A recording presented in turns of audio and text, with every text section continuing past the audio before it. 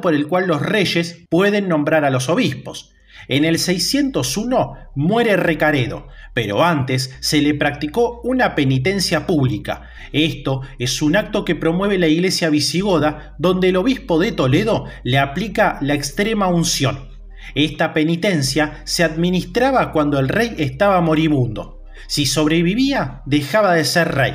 A Recaredo le sucede un hijo ilegítimo, Liuba II. Para muchos, este hijo no podría ocupar el trono, ya que su madre no era de sangre noble. Los nobles decían que era un rey muy joven sin experiencia y que había sido muy rebelde a la monarquía visigoda. La nobleza busca un noble para que ocupe la corona y, dando un golpe de estado, coronan a Viterico, que mata a Liuba II en el 603. Viterico, que gobierna del 603 al 610, era un experimentado guerrero que destacó luchando contra los bizantinos. Intentó casar a su hija con Teodorico II, hijo de Childeberto II, rey de Austrasia. Aunque su hija fue rechazada, por lo que su política de alianzas matrimoniales con los francos fracasó. Fue acusado de usurpar el poder, por lo que se le denominó tirano. Los que le acusaron fueron perseguidos y desterrados a Septimania, entre ellos el conde Búlgar y muchos obispos. En el 610, Viterico muere asesinado en un banquete y sube al trono Gundemaro. Gundemaro gobierna del 610 al 612. Lo primero que hizo fue reestructurar el gobierno. Se iba a producir un cambio en la política exterior, ya que este había sido duque de Septimania, y es allí donde conoció a todos los desterrados de Viterico, entre ellos al conde Búlgar, que luego va a ser su ministro y va a jugar un papel muy importante en el gobierno. A todos los desterrados les son devueltas sus tierras e inicia una persecución contra los fieles a Viterico, a los que se expropian sus bienes. En cuanto a la política exterior, inició campañas contra los bizantinos, los francos y los vascones. En la lucha contra los francos en Septimania, se alió con el reino franco de Austrasia y tuvo como enemigos a Neustria y al reino de Borgoña. Sus relaciones con la iglesia fueron muy buenas. En este momento se produce el extraño hecho de que Toledo, capital del reino, no era la capital religiosa, y Gundemaro eleva a Toledo como sede metropolitana de la provincia de la Cartaginense. Para ello alude que la capital de Cartaginense, Cartagena, está ocupada por los bizantinos, por lo que convierte a Toledo, capital de la Carpetana, en sede metropolitana. En el 612 muere de forma natural y es sucedido por Sisebuto. Sisebuto gobernó del 612 al 621. Fue el rey más culto, ilustrado y piadoso, según San Isidoro. Luchó contra los bizantinos, se preocupó de la religión y perdonó a sus enemigos. Fue de una gran religiosidad e intentó convertir a otros reyes arrianos al catolicismo. También sabemos que escribió una carta a su hijo Teudila, intentando que éste saliera del monasterio para acometer sus responsabilidades en el reino. Los monasterios y la vida cenobítica fueron impulsados por la corona. Escribió un libro sobre la vida de San Desiderio. En cuanto a la política religiosa, se mostró muy exigente con los obispos. En el Concilio de Mentesa se trató el problema de la conversión en monjes de algunos obispos, abandonando sus funciones. Sisebuto intentó acabar con esta situación. En este concilio se puso en marcha la política antijudía, actualizando toda la legislación contra los judíos que fue entregada a los obispos de Iliberis, Jaén, Córdoba, etc. En ella se les prohibía la tenencia de siervos cristianos y los matrimonios mixtos. Otras leyes serán la de pena de muerte contra los judíos que no cumplieran estas leyes y la confiscación de sus bienes. Esto obligó a los judíos a la conversión, aunque muchos de los judíos trataron de obviarlo marchándose fuera y otros tuvieron que convertirse de forma ficticia, con lo que aparece el problema de los conversos, que se trata de solucionar en el Cuarto Concilio de Toledo. También aparece la irrevocabilidad del oblatio, todos aquellos bienes y personas cedidas a la iglesia que no podían ser devueltas. Esto se completa con la consiguiente profesión monástica del niño. Estos niños pasan a ser monjes dependientes del monasterio. Los monasterios van a cumplir un papel muy importante, ya que no solo se reza en ellos, sino que también tienen funciones de cultivo de la tierra, ganadería, etc. Las campañas militares se desarrollan en varios frentes y por primera vez se construye una flota para luchar en el mar contra los bizantinos y contra los vascones. Hubo una rebelión asturi-vascona que fue sofocada mediante esta flota por los duques Riquila y Suintila, y además se recuperó parte de Cantabria que habría sido ocupada por los francos. Gracias a esta flota también se tomaron Cartagena y Málaga, donde se estableció un obispo en el 619. Además de la guerra, se tomaron medidas diplomáticas que llevaron a Cesario, gobernador bizantino en la península, a pedir la paz, y para conmemorarlo, Sisebuto mandó a construir una serie de basílicas en las que se celebrarán los concilios regionales. Entre estas destaca la Basílica de Santa Leocadia en Toledo. Se produce además un resurgimiento de los sínodos provinciales y se sabe que en la Bética y en la Tarraconense se realizaron dos. En el 621 muere Sisebuto por un exceso de medicamento. Le sucede su hijo Recaredo II, que muere a los pocos días, y finalmente accede al trono Suintila, que era uno de los militares más importantes del reino y que había luchado contra vascones y bizantinos en el reinado de Sisebuto. Suintila gobernó del 621 al 631.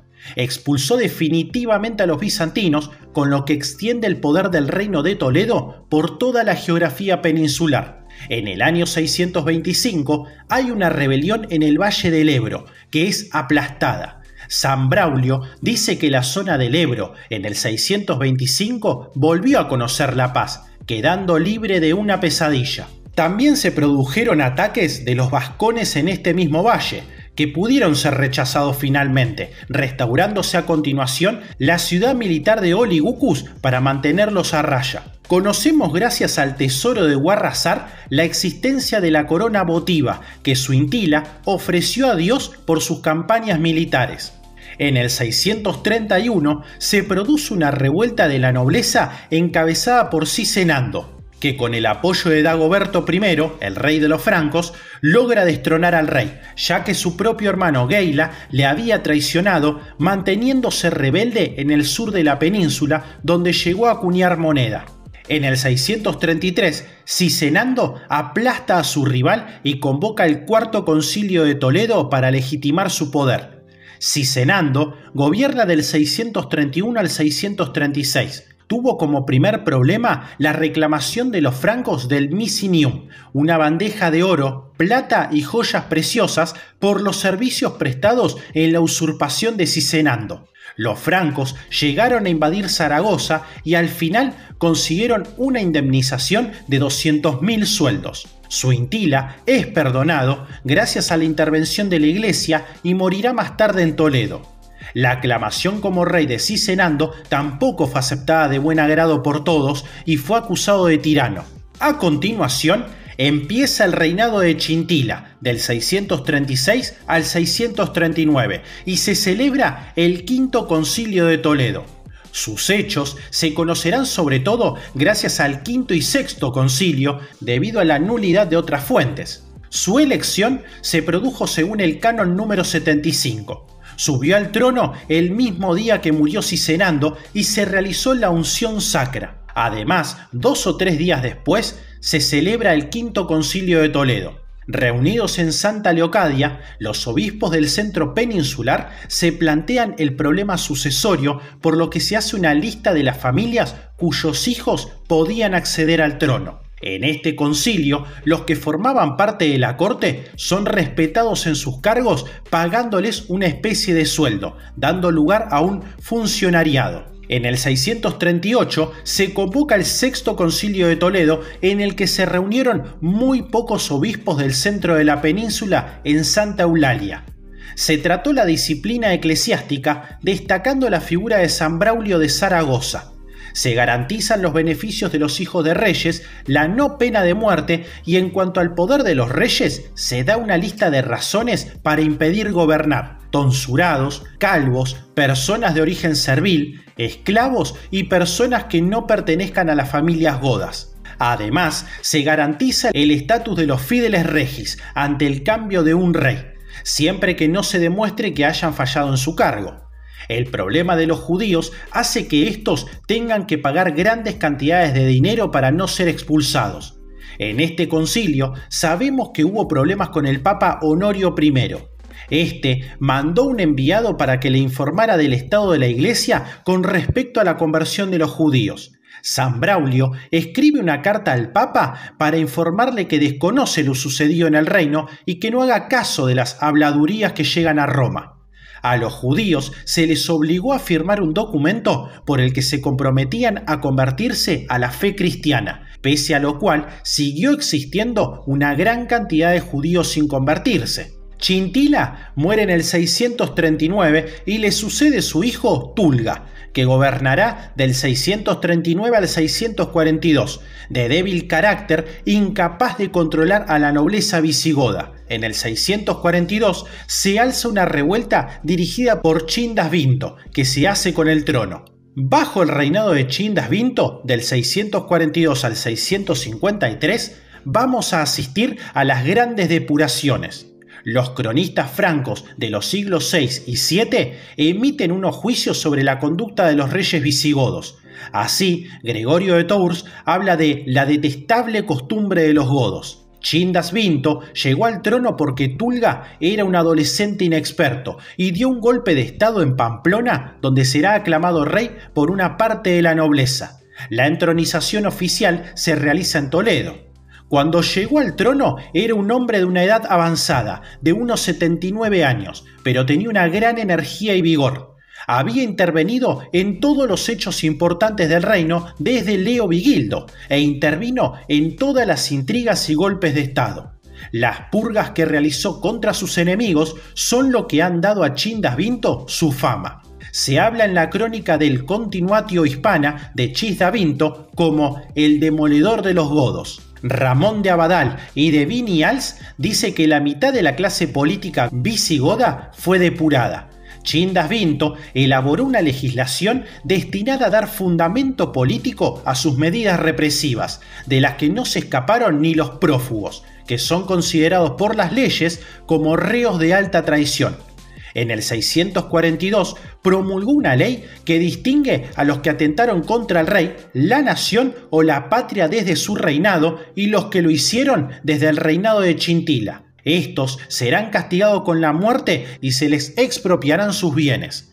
Esta pena puede ser conmutada por el rey a cambio de la ceguera. El rey, para asegurar la eficacia de tan rigurosa legislación, ordenó que se obligase a aceptarla bajo juramento a los magnates y demás miembros del oficio palatino, así también como a los obispos. Y como última garantía, para que la ley eclesiástica reforzase lo dispuesto por la ley civil, Chindas Vinto promovió la reunión del Séptimo Concilio de Toledo, donde se decretaron severas penas canónicas contra los clérigos y laicos autores de los delitos políticos contemplados por la legislación real. Se producirá entonces la excomunión de por vida hasta el momento de su muerte, en el que, con el permiso del rey, se levantaría la excomunión a los rebeldes y prófugos. Los obispos que levantaran esta excomunión serán castigados, y si el hecho es grave, serán también excomulgados. El obispado se levantó contra Chindas Vinto, pero este se impuso a estas protestas. Muchos obispos no asistieron a este concilio, entre ellos San Braulio de Zaragoza, el miembro más ilustre del episcopado hispano. Sin embargo, sí se vieron obligados a jurar la ley. Hay otro decreto que dice que la ley civil estaba por encima de la eclesiástica y se debía obedecer antes al rey que a los obispos. Este fue tachado de anticlerical por San Braulio. Además, se suprimió el principio de inmunidad y fuero, por lo que ahora los obispos estaban obligados a pagar impuestos por sus posesiones. San Braulio muestra su pesimismo y preocupación por estos temas en una carta dirigida al obispo de Valencia. Además, busca la amistad de Emiliano, obispo de Toledo, para que influya en Chindas Vinto. Este, como legislador, introdujo reformas en la administración y en la vida jurídica y preparó una recopilación del derecho visigodo que sería promulgado por su hijo, Reces Vinto, y recibiría el nombre de Fuero Juzgo. Entre otras, existían 98 leyes promulgadas por Chindas Vinto, de las que la mayoría eran sobre política económica. Estas leyes significarán un saneamiento de la hacienda pública y una mejora en la moneda. Una de las leyes impide el fraude fiscal y prohíbe que las tierras sometidas a tributo público pasaran a propietarios exentos del pago de impuestos.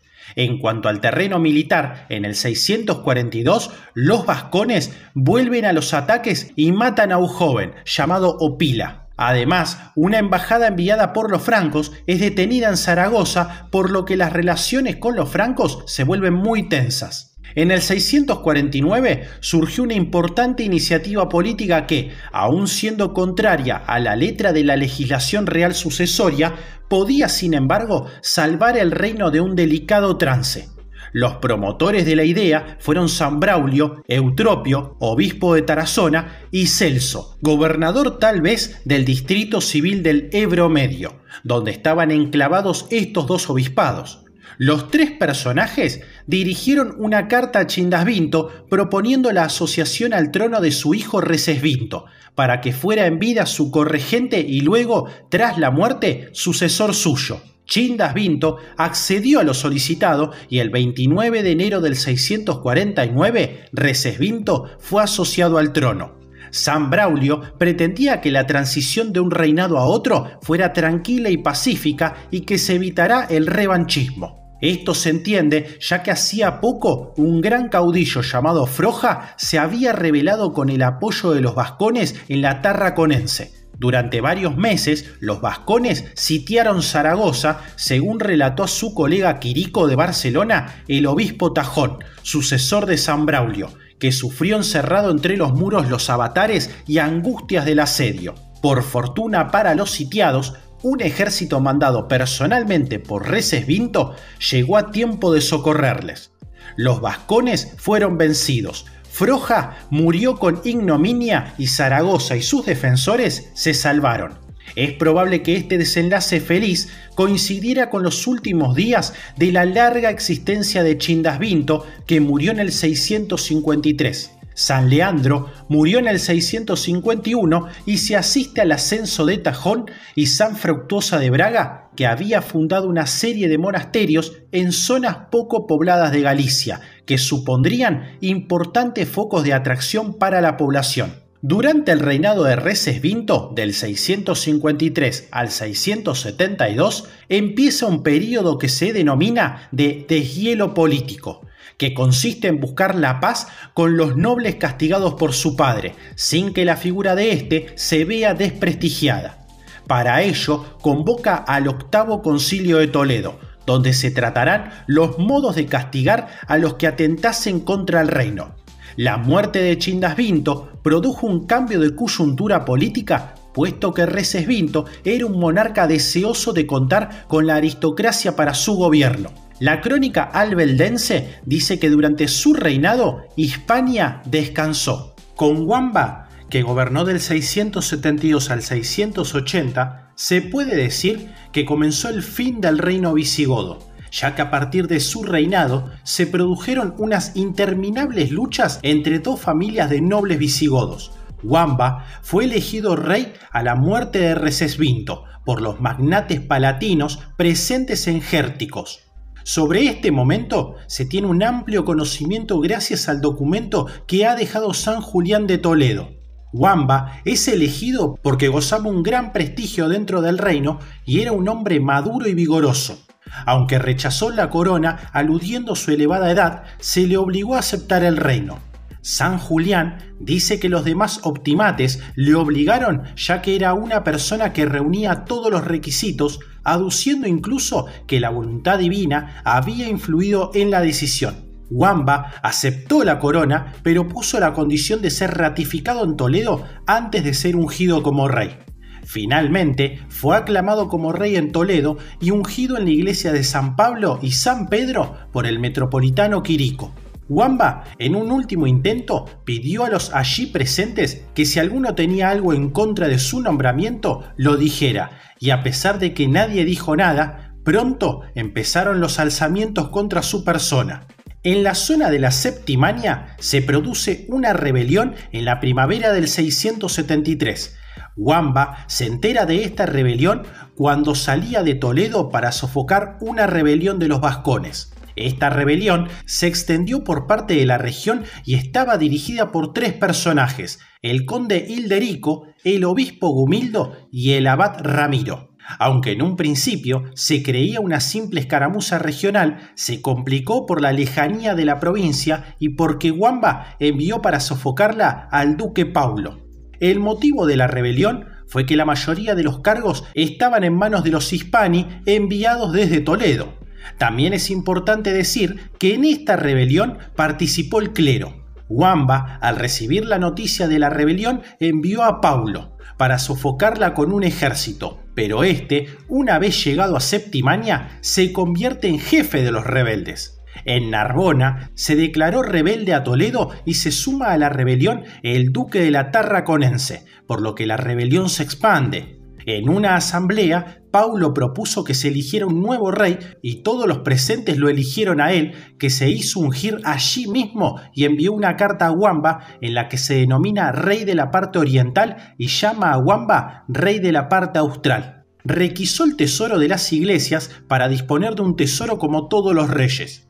Buscó el apoyo de francos. Xtorix, suscríbete.